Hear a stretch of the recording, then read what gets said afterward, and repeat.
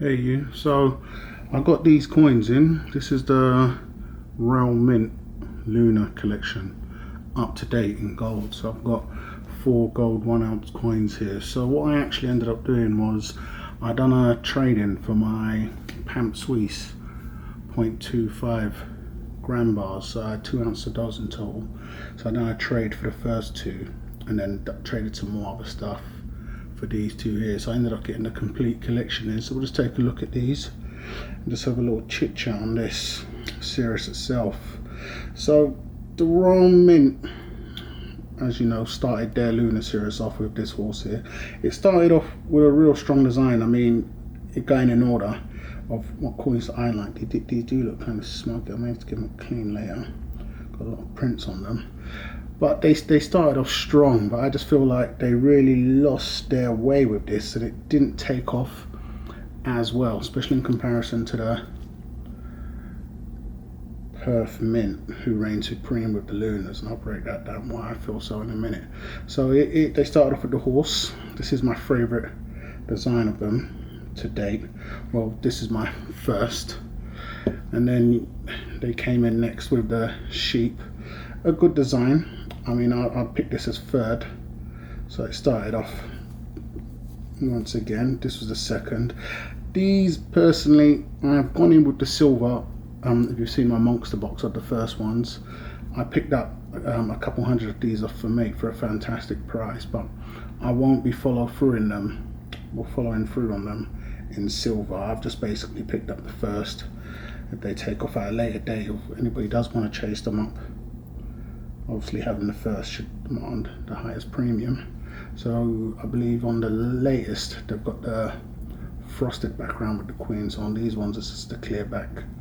So that was the sheep, but this is my second favorite. I mean, in terms of design, I do personally like this the best. I thought this was the best monkey motif that was actually out last year personally. So here's the monkey in there, but in gold, picking these up in gold shouldn't be a problem. I mean, they're pretty much close to bullion prices, so from these or the current 2017s, the premiums are real small, so it would be a lot easier for me, which I may do now. I was able to get these all in one swoop, so I may just keep it up and go to look to complete this set in bullion. I highly doubt it will demand a massive premium, but it'll be something different than your bog standard Gold Britannia, which I'm still aiming to complete a tube of. So here's the most current design. I really do not like this. I think they really held out on this design. Looks very plainly done. I mean, it just looks like it's basically just outlined. Terrible, real terrible. I think it's the worst of all the roosters that are currently out, but it does look the cleanest of all the coins I've got here. And on this one here, I believe they done the frosted background. As of this year, started with the frosting in the background for the queen side.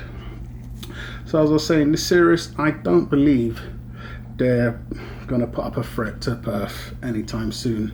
I mean, just comparing, I understand a lot of people may think that everyone's going lunar crazy, and that is right. Every mint does have a lunar coin out, but as I've mentioned, I don't think all lunars are equal. I mean, every mint can do and continue to do them. I mean, we've just had the mint that do the Rwanda coins currently bring them out, and I think it's not one to take down the Perth mint, but it is a fantastic new addition. Definitely is. I mean, but why I feel Perth has nothing to worry about and they will continue to reign supreme is it's taken a lot more than just the motifs.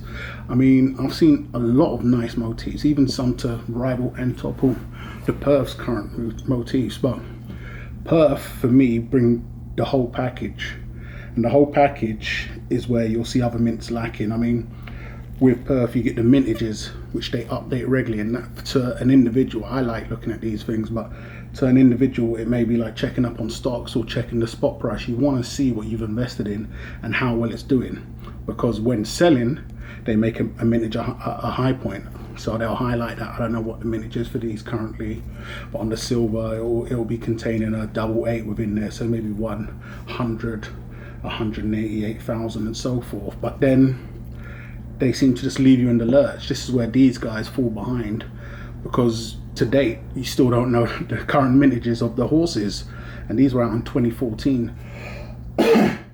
So a lot of the mints may be doing Lunars, but they're not following through. It's the small things, and this is why I feel like Perth, a billion other mints can bring out Lunar coins, but until they can get all aspects of it right, from even just encapsulating the coins, it's the small things that count, and keeping up to date with their mintages, Perth will reign supreme, and that's why I'll continue to keep on putting my money. But there are stunning coins. People, as more collectors come along, I mean, I understand some things may be slowing down, but everybody's here right now. As we get more people coming into collecting and they're playing catch up, you may get a massive influx at one point, and that's when you'll see prices, definitely for the higher or most in demand ones, or the rare ones, will definitely go back up, because there's always going to be a Lunar. As much as you hate them, you can't wish them away. There's always going to be a Lunar, and there's always going to be a mint running the pack, and that's going to be Perth. But the Royal Mint have done good. I mean, hopefully things work out for them. They are nice. Wouldn't say stunning. Certain designs are stunning, but getting these, as I've mentioned, so close to bullion, it was a no-brainer really. I've traded out the bars that I had and a couple other bits and bobs, and just loaded up on an extra 2 ounces, 4 in total. So these are the Royal Mint Lunar coins. What do you guys think of them? Do you think they're any good? Would you do it in bullion? I mean, doing it in gold bullion is going to be a lot easier in terms of just damage control, and because the Royal Mint once again are infamous for spotting up, so it'll be a lot easier if I aim to get one. Carrying on from here, it shouldn't be too hard. But I do like them, but I'm not too sure what their future holds. But it's a game for me. They're capital gains tax, they're close to bullion prices. What do you think of the Royal Mint Lunar series? Would you or wouldn't you? So hate or love it, guys. Let me know what you think. It'd be greatly appreciated if you subscribe, and I'll catch you guys on the rebound.